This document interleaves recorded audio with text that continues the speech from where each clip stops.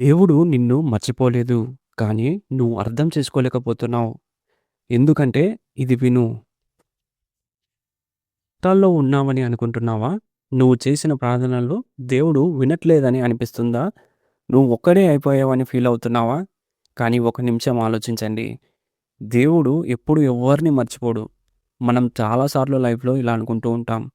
ఎందుకు నాకి మాత్రమే ఇలా జరుగుతుంది? ఎందుకు నా లైఫ్‌లో అంత కష్టం ఉంది? దేవుడు నాకెందుకు హెల్ప్ చేయట్లేదు అని.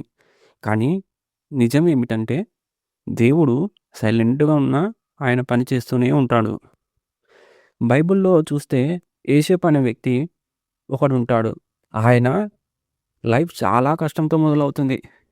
తన సొంత అన్నదమ్ముల్లే ఆయనని అమ్మేస్తారు. ఆయన బానిస అవుతాడు. తరువాత ఆయన తప్పు లేకుండా కూడా ఆయనని జైల్‌లో ఏస్తాడు. ఒకసారి ఆలోచించండి. యేసేపు ప్లేస్‌లో మనం గాని ఉండింటే మనం ఏమనుకునేవాళ్ళం? దేవుడా!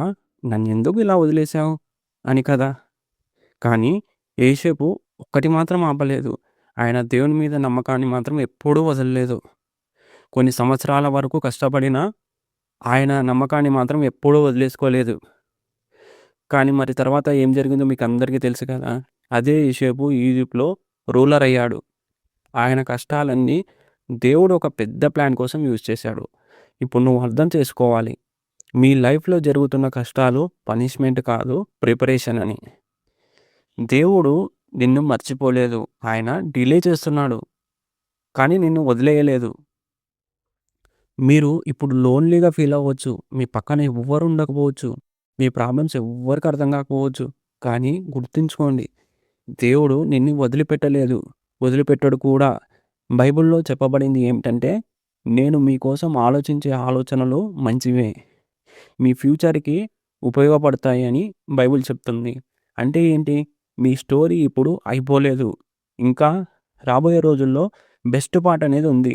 కాబట్టి ఇప్పుడు గివ్ అప్ ఇవ్వకుండా మీరు ప్రార్థన ఆపవద్దు. మీ నమ్మకాన్ని వదిలేసుకోవద్దు. దేవుడు కరెక్ట్ టైంలో, కరెక్ట్ ప్లేస్‌లో మీ లైఫ్‌ని మార్చేస్తాడు. ఈ మెసేజ్ గనక మీకు నచ్చినట్లయితే లైక్ చేయండి. మీ ఫ్రెండ్స్‌తో షేర్ చేయండి. కామెంట్స్‌లో ఆమెన్ అని టైప్ చేయండి. గుర్తుంచుకోండి. దేవుడు నిన్ను మర్చిపోలేదు. మీ స్టోరీ ఇంకా కంప్లీట్ కాలేదని. ఆమెన్.